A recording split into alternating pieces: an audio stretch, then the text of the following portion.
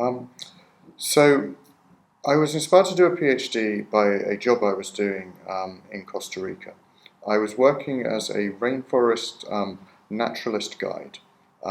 So I was basically an unpaid volunteer, living off tips, getting my food for um, working about 16 hours a day, running around 3 weeks without a day off in a rainforest, um, being a guide for tourists. And while I was there were lots of tourists coming through, but there were also some PhD students. And those PhD students were being paid to do a research project in the rainforest. And I thought, wow, that's what I want to do. So all the time I was doing my undergraduate degree with the Open University, which took 5 years, I was kind of reinforcing it with volunteer work followed by a proper employed job in a research institution.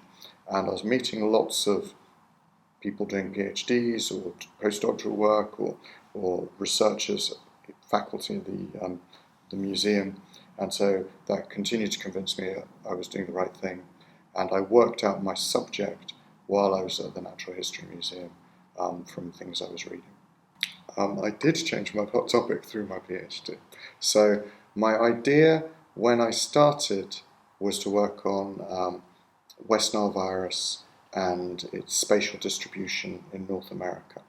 But while I was doing the work, a lot of people were working on West Nile, but also something else came up. So suddenly there was the emergence of another bird disease,